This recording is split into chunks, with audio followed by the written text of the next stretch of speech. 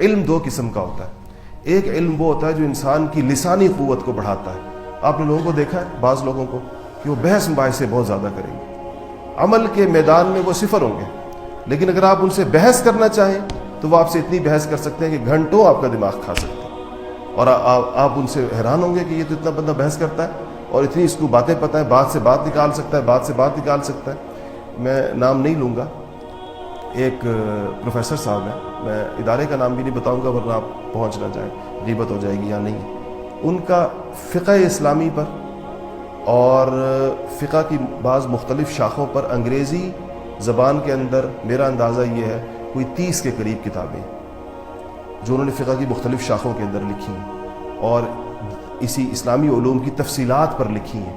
آپ کو پتہ ہے وہ طلبہ سے کیا کہتے ہیں اپنے لیے جب دعا کراتے ہیں؟ کیا کہتے ہیں کلاس میں؟ کہتے ہیں دعا کرو کہ مجھے نماز پڑھنے کی توفیق مل جائے.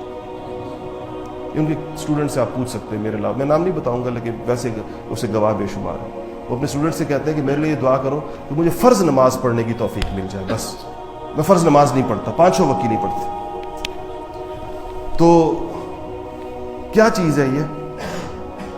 اس کو کیا نام دیا جائے کہ انسان شریعت کی اتنی لمبی تفصیلات جانتا ہے. اسلامک جورسپروڈنس کے اوپر ان کی کتاب پورے پاکستان کی یونیورسٹیوں کے اندر نصاب میں داخل ہے.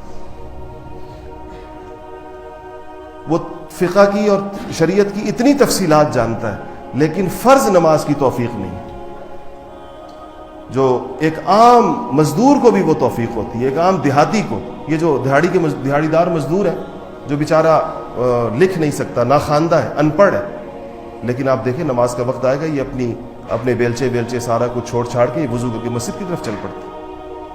تو اب اس کا علم کا لیول کیا ہے وہ جو مزدور ہے, اور ان پروفیسر صاحب کے علم کا لیول کیا ہے, لیکن عمل میں دونوں کہاں پر کھڑے ہیں. تو آپ بتائیں کہ روز قیامت اس علم کا پوچھا جائے گا یا عمل کا پوچھا جائے گا؟ اللہ جل شانہ کتابوں کی تفصیلات پوچھیں گے کہ بتاؤ بھائی تم نے کتنی کتابیں لکھی, یا یہ پوچھیں گے میاں تم نے نماز پڑھی یا نہیں پڑھی, تم نے روزہ رکھا یا نہیں روزہ رکھا. تو یہ تو ایک ویسے میں نے آپ کو اس طرح کی مثال دی جس پر مجھے بہت عبرت ہوتی ہے ہمیشہ, اور بہت ہی زیادہ ہوتی ہے, اور میں دعا بھی ان کے لیے کرتا ہوں کیونکہ ان کی عمر اب 70 سال سے بھی زیادہ ہو چکی ہے. میں کہتا ہوں اس بندے سے اللہ تعالیٰ نے بہرحال علم دین کے لیے اس نے کام کیا ہے اور کتابیں لکھی ہیں, ایسی کتابیں طلبہ پڑھتے ہیں, یا اللہ اس کو مرنے سے پہلے کم سے کم نماز کی توفیق ضرور عطا فرما.